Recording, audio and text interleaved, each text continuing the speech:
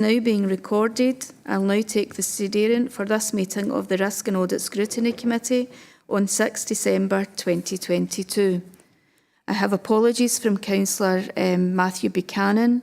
We have present Councillor Mary Donnelly, Councillor Alistair Fulton, we have Councillor Ross Gowland. Do we have Councillor Handybod? No Councillor Handybod. We have Councillor Johnson Dempsey, Councillor Kerr, Councillor Lockhart, Councillor McDougall, and there are also various officers present today. I'll now hand back to yourself, Chair.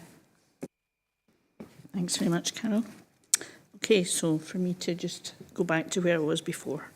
So, item 1, declaration of interests. Can I ask if anyone has any declarations of interest to make, please? Sounds like nothing. Okay, so item 2 is the minutes of the previous meeting from the 27th of September. Does anyone have any comments or feedback on those? Okay, so I shall move those minutes as a correct record. And I'll second, Chair. Thanks, Mary. And then for item 3, the minutes of the special meeting, which took place on the 25th of October. Again, asking if anyone has any comments or feedback on those minutes.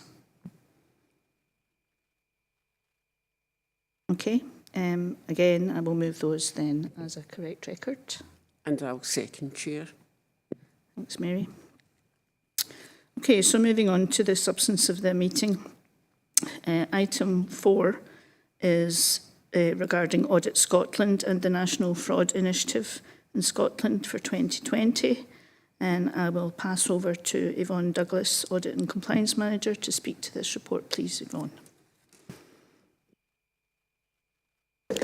Thank you, Chair. Just as a reminder at the start, the NFI exercise is a fraud exercise that the Council participate in, where we share a number of data sets.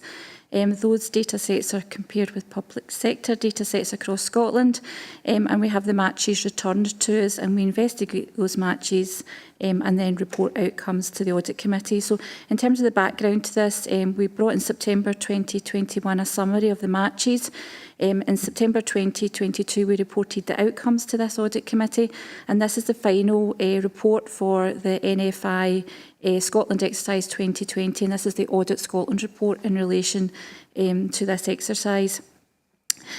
What this does is helpfully provides us with the outcomes across Scotland, so it allows us to make a comparison of South Lanarkshire Council results in comparison to public sector bodies across Scotland. The main part of the report, and in terms of the detail of what Audit Scotland share within their report, is in section 4, where it takes you through the number of public bodies that participated and the outcomes. And the table at the top of page 17 sets out those outcomes, and on the right-hand side of the table gives you the South Lanarkshire Council outcomes. These are unchanged from the ones that were reported to the Audit Committee in September 2022. What the Audit Scotland report also does is includes a number of checklists, and these have been attached as appendices to this report. This is all about your approach to NFI and providing some assurance that you went about it in an efficient and effective manner. And if not, what are the changes you could make for future exercises? So as is the normal practice, we've attached the checklists, we've put responses against each of the questions that were asked of us. And if I can just draw your attention to the very last checklist in Appendix 5, you'll note there's one action there, and that's just to complete refresher training ahead of the next NFI exercise, and we've committed to do that by the end of this calendar year. That's the kind of main points within the report. If I can just take you back to the background section, just a couple of things to draw your attention to before I finish the presentation. First of all, at 3.6, we're noting that the 2022 NFI exercise, that's the one that we've just started, there's an extension to the powers within Scotland, and this is going to allow Audit Scotland to access for the first time HMRC data, and that will be used in the 2022 exercise. And one further change at 3.7 that's being considered is to expand the NFI exercise to include bodies that are in receipt of significant amounts of public funding. Now, that won't impact on the 22, 20, 22 exercise, but it may impact on future exercises following this. So these are maybe a couple of points just to bring to your attention for future NFI work. So if I just take you to the recommendations now at section 2, it's firstly that you note the contents of the report and also the action in Appendix 5 as approved. Thank you, Chair. Thank you very much, Yvonne. So can I ask if anyone has any questions regarding this piece of work?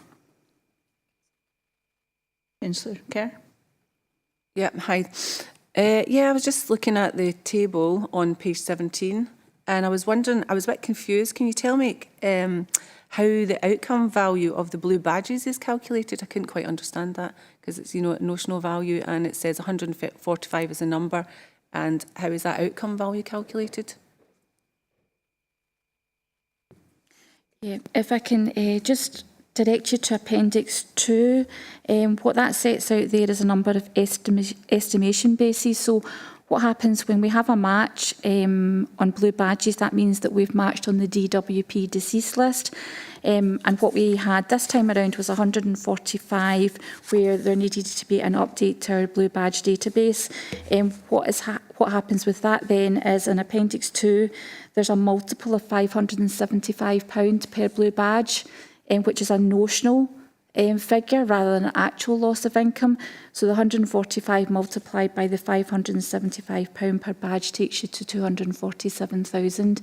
And just to underline again, that's a notional loss rather than an actual loss to the council. Thank you. Any other questions?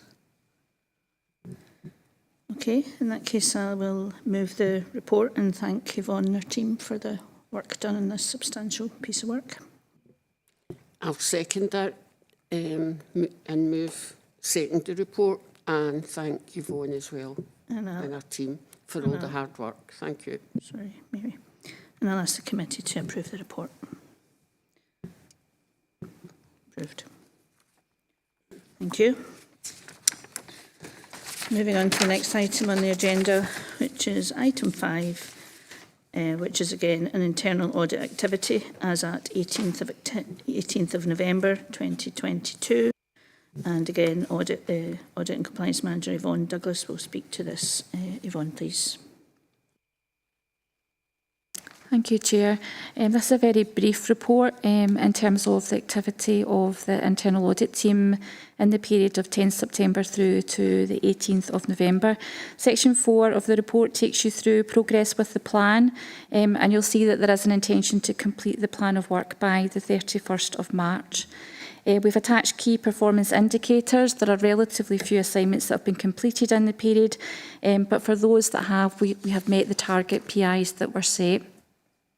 Appendix 2 lists all the assignments that we completed in the period. You'll note the vast majority of those relate to our external clients rather than South Lanarkshire Council. And future activity reports, you will start to see the work that was in the audit plan being reported through these activity reports to the committee.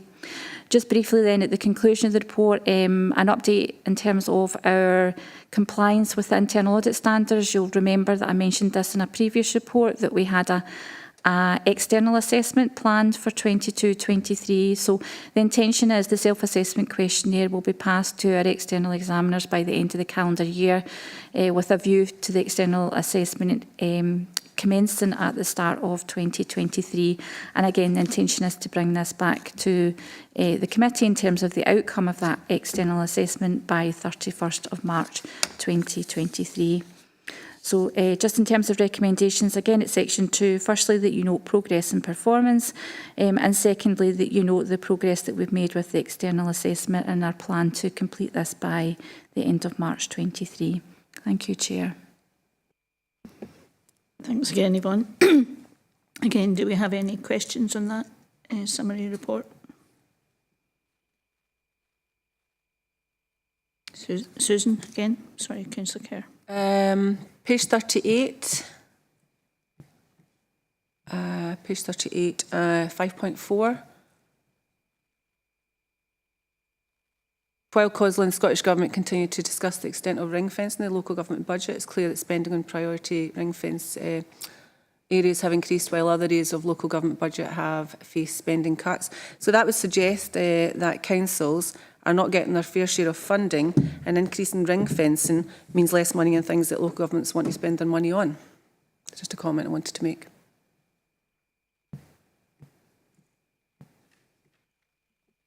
I think does that possibly relate to a future report on this agenda rather than the report that I have just presented? 6 is next. 6 is up next.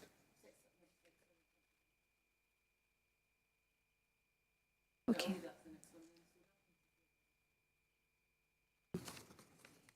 Okay. So, in which case we can ask that for this to be noted and seconded. I'll second that. Okay, and I'll ask for the committee to note the report, please. Thank you.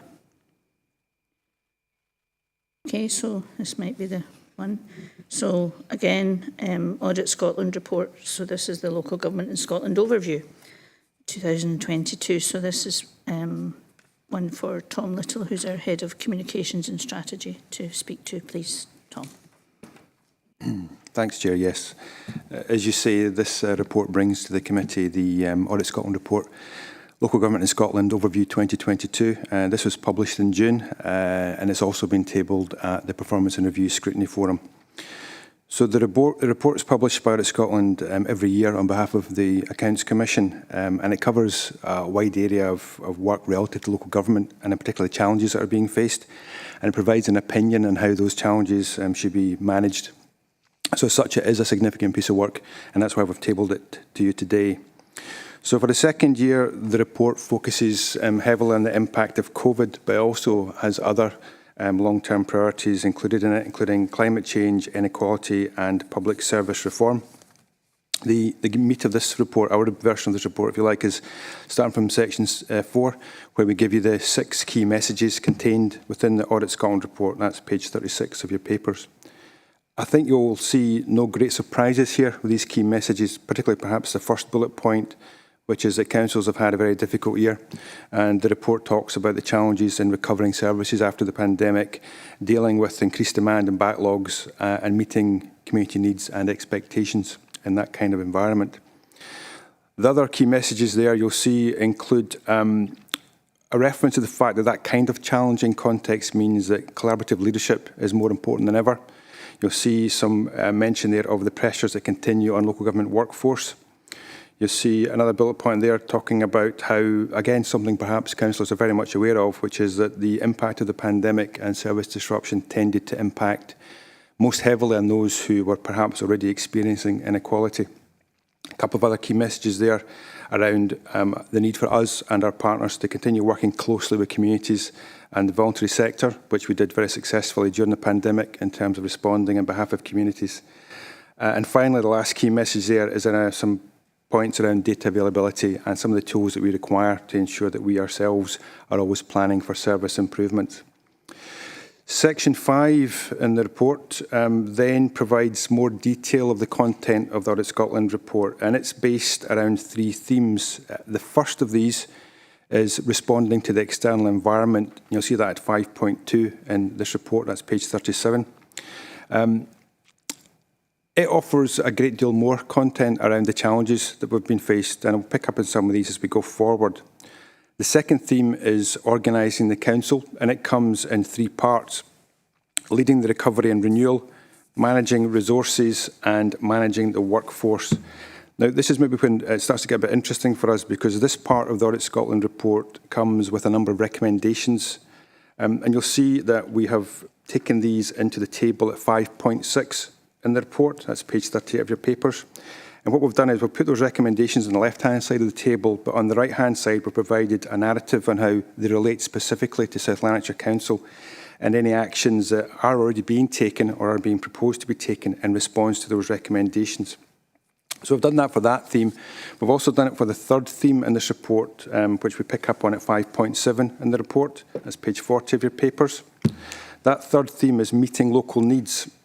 And it again comes with a series of recommendations, and there are 2 sections within this. on COVID-19 impact and on broader community engagement. So the recommendations, and again the narrative about what's happening in South Lanarkshire and what we're doing about it, is provided in table at 5.9 in the report here, which is page 41 of your papers. It's all there to be read through. The recommendations are, of course, the key part of the report, but I would make one final point, which is 3.5 in this report today notes that the Accounts Commission has provided a checklist of questions that it says elected members should ask themselves in relation to this report. And there's a great deal of cross-reference between those questions and the recommendations in our table. So we've provided that checklist of questions in the appendix to this report, but we've also, for the first time, we've provided a suggested response set just to help engender any further debate that you may wish to have on this subject. So the recommendations at 2.1 in this report are to note the key messages and those recommendations of the Audit Scotland report. Thanks, Chair. Thanks very much, Tom. Again, I will ask then for any questions. Councillor Kerr. Hi. Yeah, thanks, Tom. Just to say that I really like the checklist of questions, all very good. It was very interesting, but unfortunately they were all answered. But good for the future for noting and to take that forward. So I'll go back to when I jumped the gun before and I was on page 38. Was it page 38? Yeah. Page 38, under 5.4. COSLA and the Scottish Government continue to discuss the extent of ring fencing in local government budget. So what I was saying earlier was that suggests that councils are not getting fair of funding, and increasing ring fencing, and then councils have less decisions over where they spend their own money, where they spend the funding. So that was just a point I wanted to make. I was quite concerned when I saw that, and many other articles, of the points that are made here about funding, and the point about, just let me find it, lost it here. Funding having fallen in real terms, and I'm not sure what the figures were again. Somebody could help me find that, but I'm not sure if you... Yeah, funding to local government has been reduced in real terms since 2013-14. The rest of the Scottish Government budget has seen an increase in funding over the same period. So that was quite concerning to read that. And I'd be interested to know more information on that, possibly from the finance team when I get a chance to put that question to them and get some figures for that. That's all, thanks. Is that something you would comment on, Tom, or do we need to get Paul and his team to give us some answers there? I'm happy to come back on a couple of things. Thanks, Councillor Kerr, for your comments on the answers to the questions. I'll pass that back to the team and those who helped. In terms of the financial aspects, I think obviously what we have done in our report is we've just reported what is in the Audit Scotland report. I probably wouldn't want to go any further than that.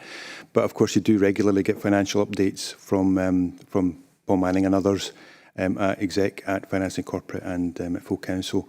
And I'm sure he'd be happy to provide any further answers. Thanks, Tom. I'd be interested in the answers myself.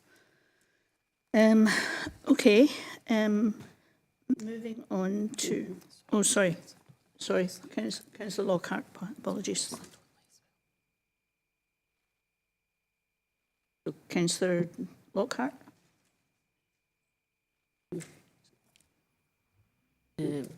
Can you hear me or not? We can hear you. Yeah, good. Okay, it's more of a point, Tom. I just find it interesting. This isn't not meant to be party political, although it's going to sound it. Is we diligently do all the work we do. You do all the work, all the hard work for reporting and fraud inquiries and so on and so forth.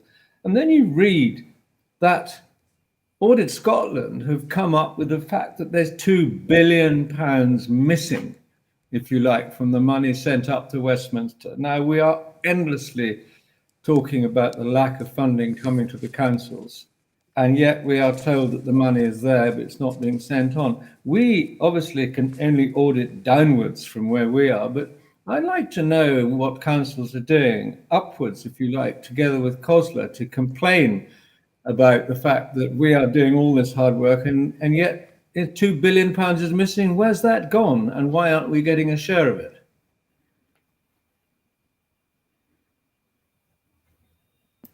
I guess that's an observation, Councillor Lockhart, but it's maybe a question we could ask further information of.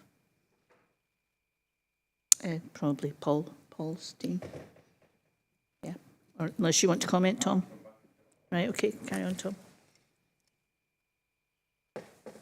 Thanks, Councillor Lockhart, for that. I won't go too far and respond to this one other than to say that I do know, and you will know yourself, that these discussions do take place at a local and a national level through COSLA. There's a lot of narrative around in the media, which, funnily enough, I'm very aware of in this subject, and I'm sure that will continue into the future. Thanks. Did you want to come back on that at all, Councillor Lockhart?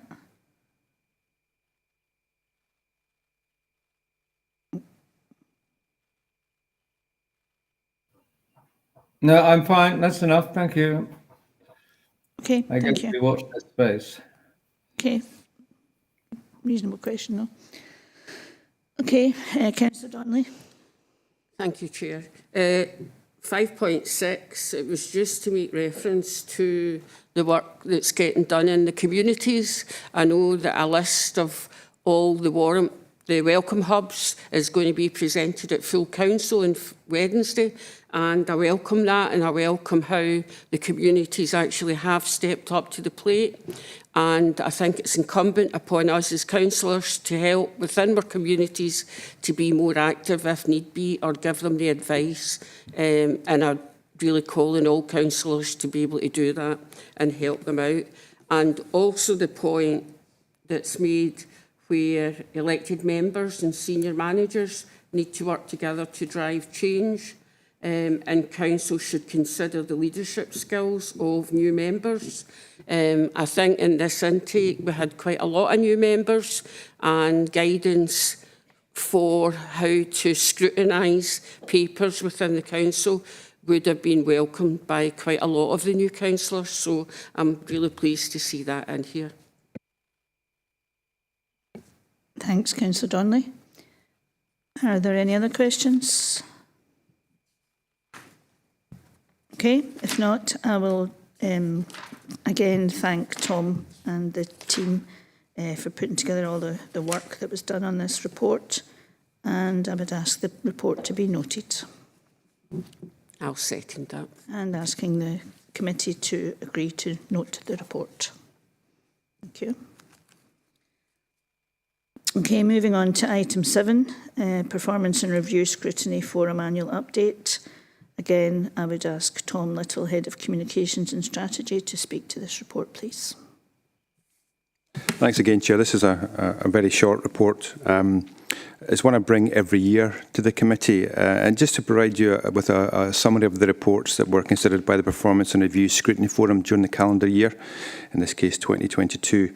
So you'll find the summary at section 4 in your report, which shows the reports that went to the 3 meetings of the forum. We only had 3 this year because the 4th one was cancelled because of the local government elections.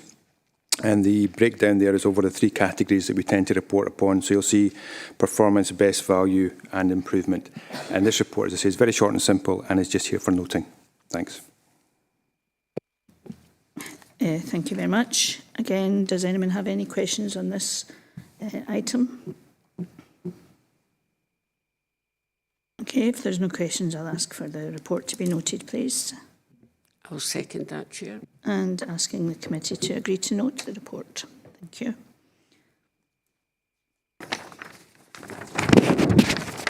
Excuse me. Okay, so that brings us on to item 8, which is the forward programme for future meetings. And I would ask Carol Lyon to speak to this report, please. Thank you, Chair. So this is a standard report that comes to each meeting of the Risk and Audit Scrutiny Committee. The background is set out at section 3.1 of the report, whereby one of the actions on Audit Scotland's report on the audit of best value in community planning 2009 was to include as a standard item a list of agenda items for future meetings of this committee, and also to provide members with an opportunity to inform future meeting items.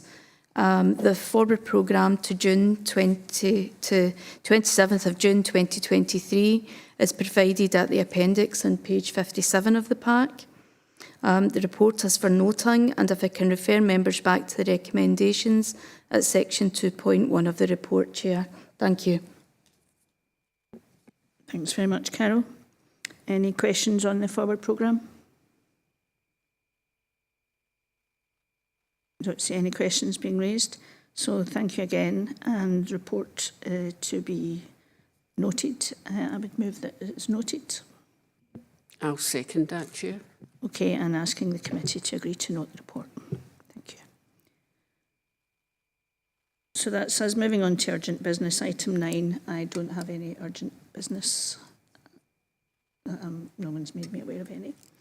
Okay, on that note, just to thank everyone for attending, and to thank the officers and their teams for all the immense work that's gone into the preparation of these reports and the work behind it. So thank you, everyone. Thank you. Vote of thanks to the Chair. Thank you.